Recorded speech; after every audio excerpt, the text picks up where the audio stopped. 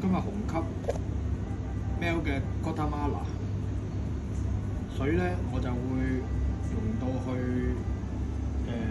呢個 Hario 個標誌再上少少，未到3，即係2同3之間嘅，大概 around 我會用到250水，係260啊，好260水，抹杯上紅級。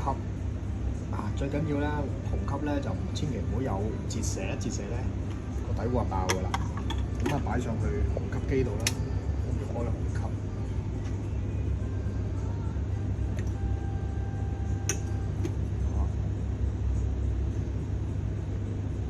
咁我就選擇咗咧係落咗粉落去先嘅。我想個 P-Pool 咧更加耐啊，因為 Mel 嘅我自己認為沖 Mel 嘅 Guatemala 咧。佢本身比較淡啊，呢個係水洗，所以咧落去先啦，等佢個 P-Pool 做長多少少咧，咁個風味就更加出嚟咯。都係等水滾嘅啫，而家。咁紅級都係靠聞啦 ，First of all 而家都係等水滾，跟住就聞住嚟做啦。我會喺上水之後搞2個圈啦，喺30秒度再搞多2個圈，跟住再睇埋究竟佢風味出唔出到啦。我先至會諗佢唔會搞住落嘅。咁 let's see 啊！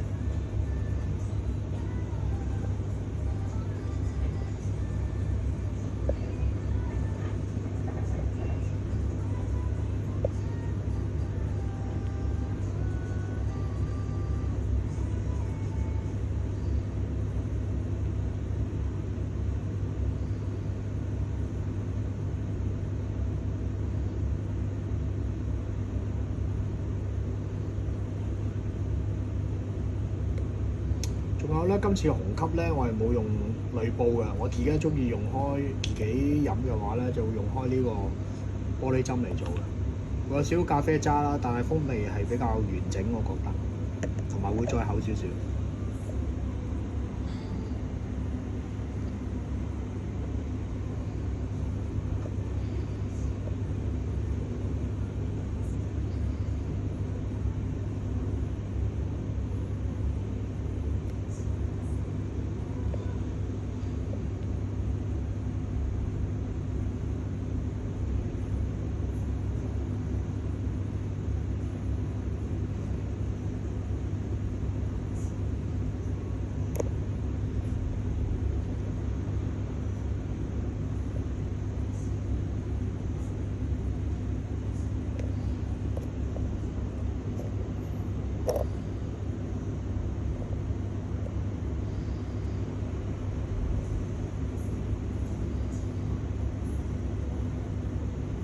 底會慢慢上緊水啦。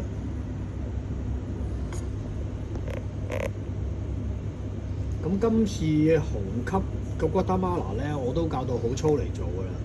大概我用 Faro Gen 2就教到7.8去呢個研磨度去做今次呢個紅級嘅。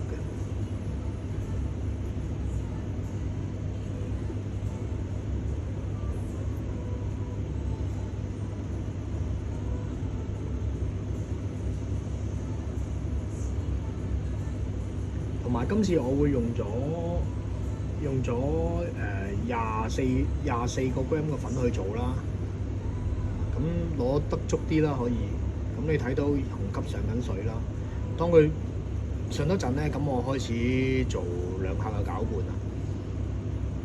早啲落粉咧，咁佢就會早啲 P-Pool 到啦。咁攪翻細啲，唔好等佢穿。咁我哋就唔想佢煲穿佢嘅。上晒水啦，可以而家攪啦。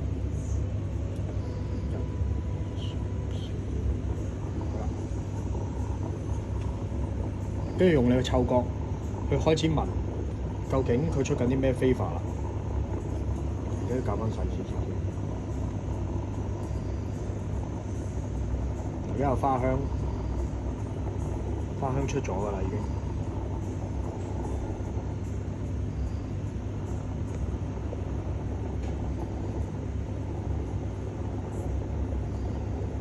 紅級咧就好因應咧，你聞到啲咩咧去做嘅。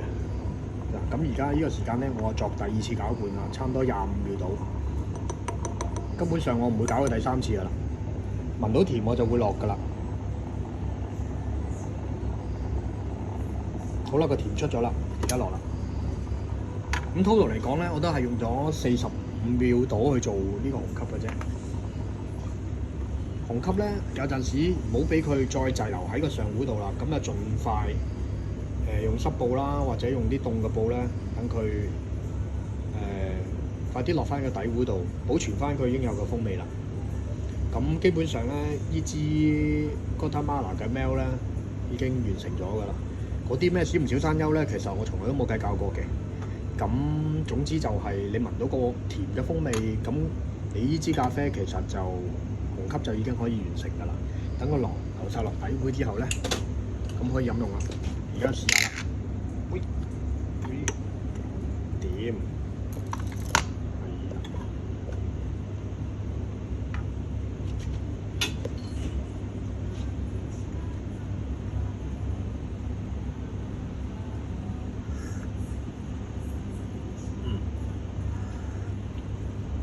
？Guatemala 呢個 Melt Acacia 咧，都係帶翻啲花香啦，好厚個 body 啦。如果用紅級做就非常之甜。